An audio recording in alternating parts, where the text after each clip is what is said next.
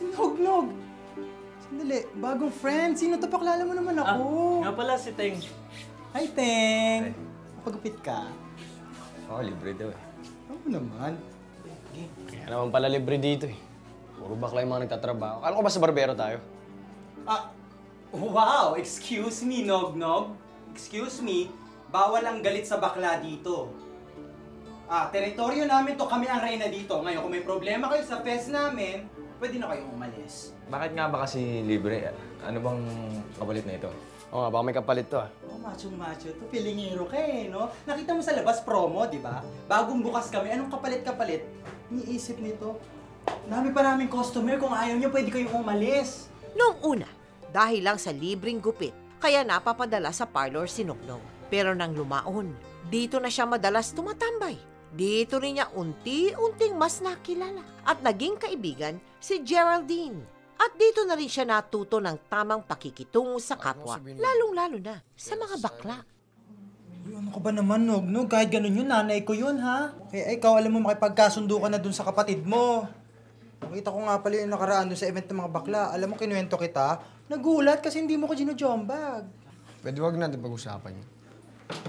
Sandali, bakit ka ba galit na galit doon? Parehas naman kaming bakla. At saka, alam mo, kuya mo yun. Ito pa, yung nanay mo. Tuwing nakikita ko, iba-iba posisyonan pa siya. Meron dito, meron sa ilong, meron sa noo. Diyos ko, may black, may brown, may violet, may blue, may velvet, meron flaming red, parang lipstick. Ano ba yun? Alam mo, ako nag-aalala sa nanay mo. Baka mamaya mapatay ng tatay mo yung bigla. Kaya mo siya?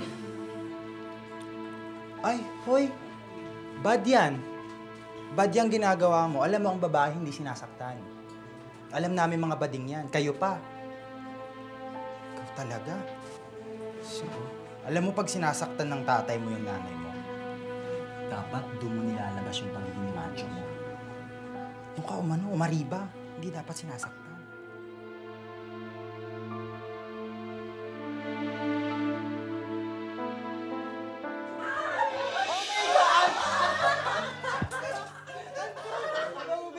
Thank you for coming!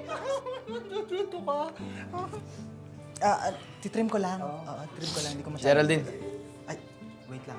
Bakit? Di pa ako tapos, di ba? Tapos ka na. Sabi ko okay na yan. Halika rito.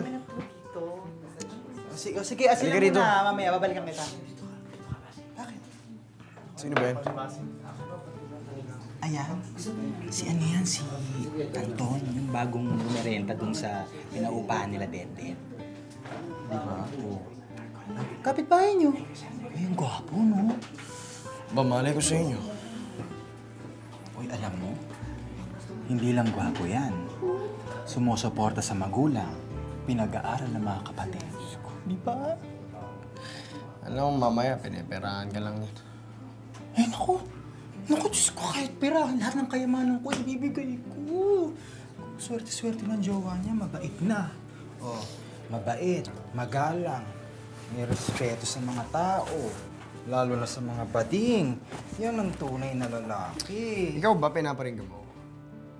Ah, naapektuhan ka? Di ba okay na tayo? Ikaw naman eh. Ikaw nga dapat. Nagbago ka na nga eh. Alam mo dati, pag nakakita ka ng bakla, parang nililiyaban yung puwet mo. Ano? Pero ngayon, love mo na kami. O hindi ah. Ba't ka pupunta dito para magpagupit kahit hindi libre? Eh kasi ikaw lang may alam ng gupit ko. Wow! Ako na knowing. O sige na, sige na. Hindi mo na kami love. Baka mamaya mawala pa yung kamachuan mo. Bubulbusan na kita.